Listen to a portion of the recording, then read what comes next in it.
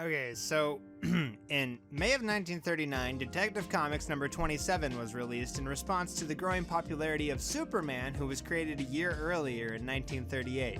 Unlike Superman, however, this new superhero, Batman, had no superpowers. He used things like stealth and lurked in the shadows. He used fear and brute intimidation.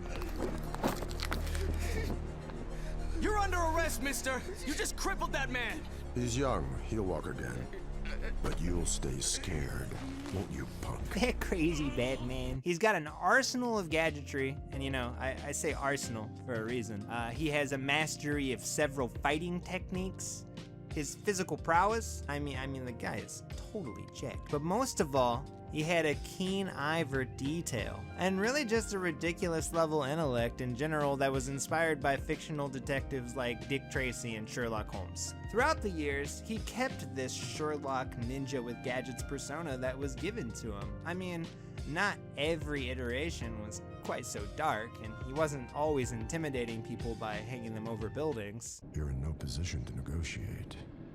Let me show you. That crazy Batman. But he was always a Sherlock ninja with gadgets, but not in The Dark Knight Rises. Really not in any of the Christopher Nolan Batman movies, but especially not in The Dark Knight Rises. For starters, Bruce Wayne just totally admits he's Batman like 20 minutes into the movie to a random cop who guessed he was Batman because he had sad orphan eyes. See, the cop himself was an orphan and he was like, yep. Oh, yep, you got, I've seen those eyes, buddy. I knew right away. There's no way you're not Batman, Bruce Wayne. Because he knows that look. So this cop wants Batman to come back after his 8-year absence because he believes Gotham really needs him. Because Batman, the guy who became a vigilante because his parents died, stopped being a vigilante because his not even girlfriend died. Which, okay, you know, that definitely sucks for him or whatever, okay? I get that. But all he needed to do was hold her dead body in typical dramatic comic book fashion and be like, ugh, you know, like brood about it a bit. Go find who's ever responsible and give him what for, you know, maybe become a bit more secluded as Bruce Wayne, pick up drinking or something, I don't know, but not quit being Batman.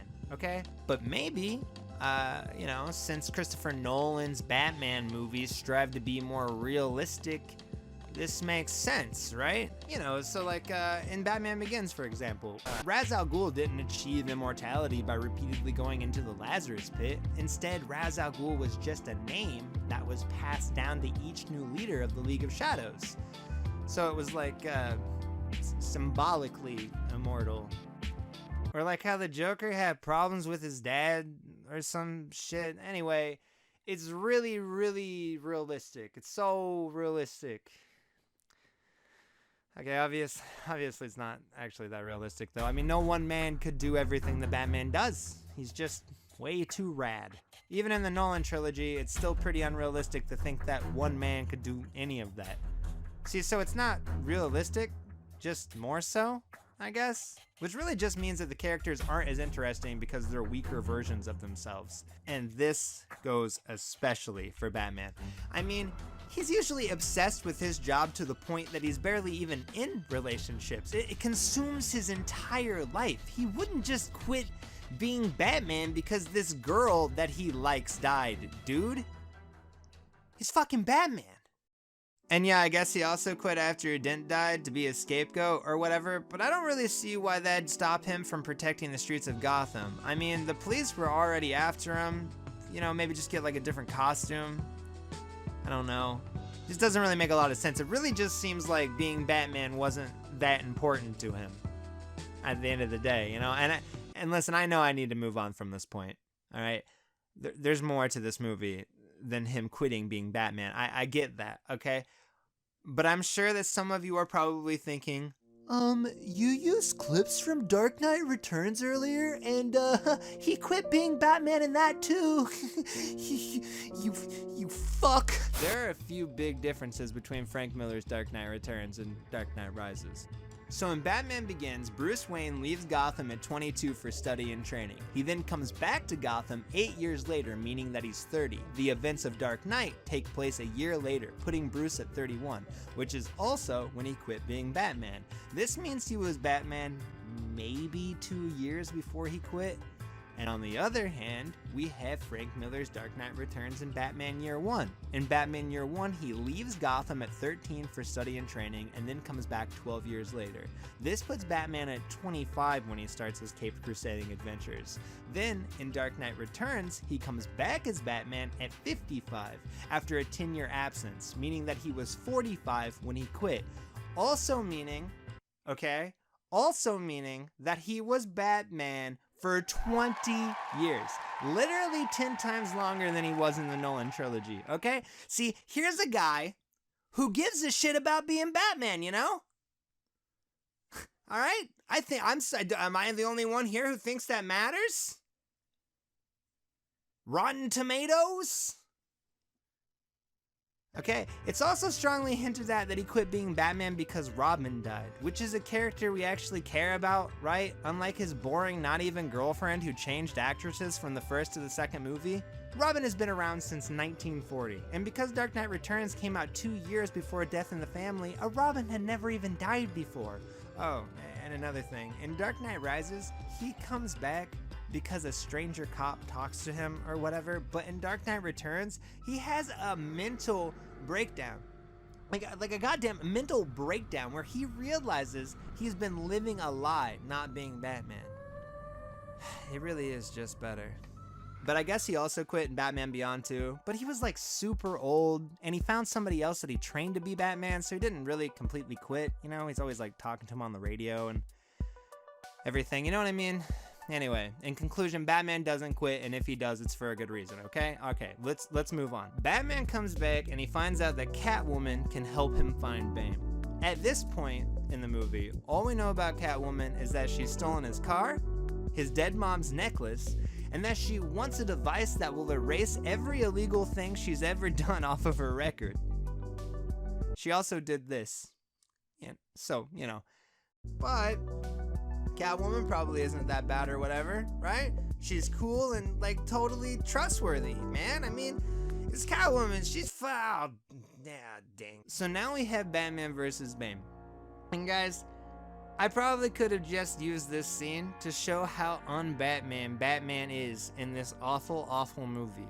And no, it's not just because Batman gets beat up. He gets wrecked. All right. It's bad, but that's not the reason. Because that's been Bane's thing since the early 90s when it happened in the comic Nightfall. But in Nightfall, Bane releases all of Arkham's inmates, and Batman goes days without sleep while he puts them all away. And he gets all these injuries along the way, and he also has some flu at this like super inopportune time. And then he has to have a battle with Bane, who's like sitting in his goddamn house when he comes home all broken and beat. It's fucked up. Also, worth mentioning, Bane usually has superhuman strength, which, you know, helps in a fight, right? He doesn't have that in this, though. See, this ties into the point I made about the characters being weaker versions of themselves in the name of being more realistic. Bane having Venom-induced super strength wouldn't fit into Christopher Nolan's super realistic universe. So instead we get like a pretty strong guy, you know?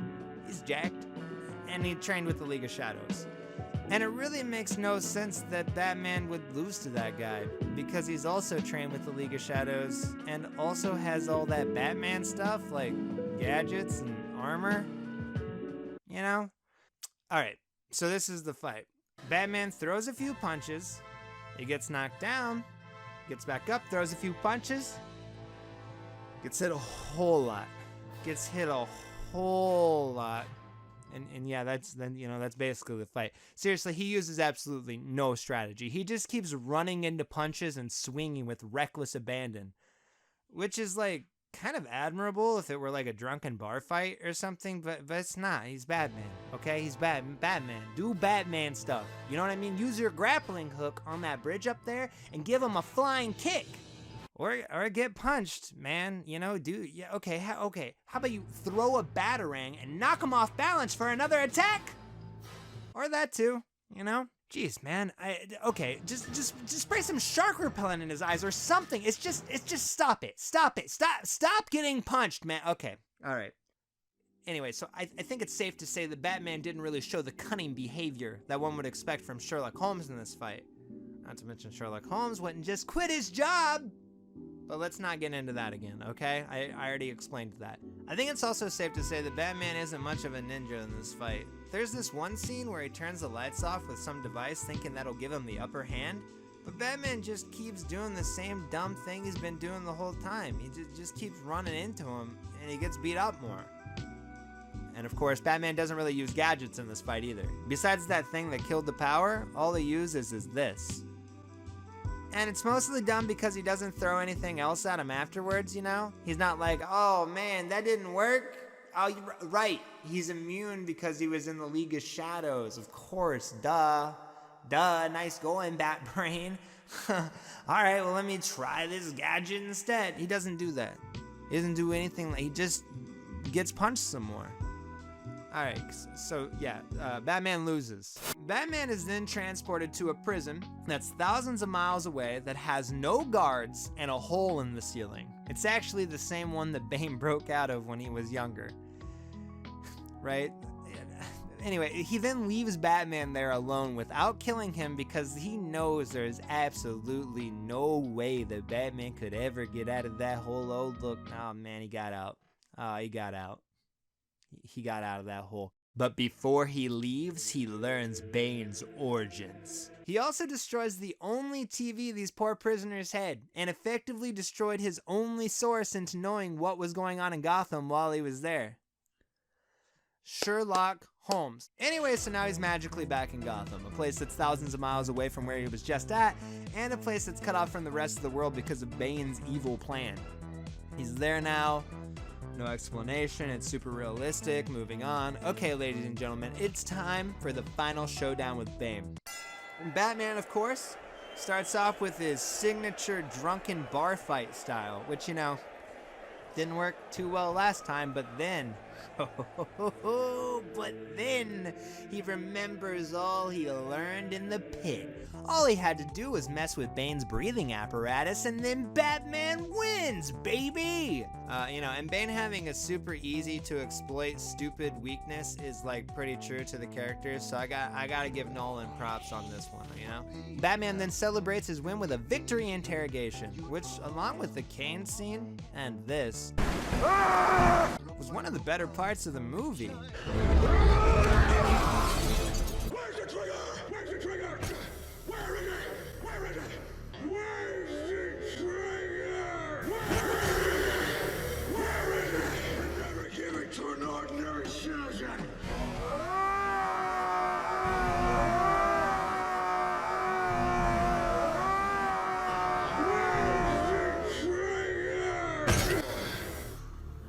Okay, all right. So then they're interrupted by Talia, who I've not mentioned at all, but Bruce Wayne knows her through business stuff, and then they had sex, and now you're finding out that she's Ra's al Ghul's daughter. What? Whoa! Oh my God! But then Talia leaves and Bane gets knocked out. So now, Batman needs to stop this bomb, and he does not have much time.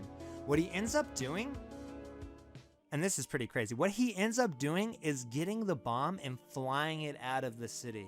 And in doing so, sacrifices himself for Gotham. And honestly, I mean, what an amazing way for the movie to end. I mean, it's a terrible movie, but what an amazing way for it to end, right? It's such a selfless, heroic act.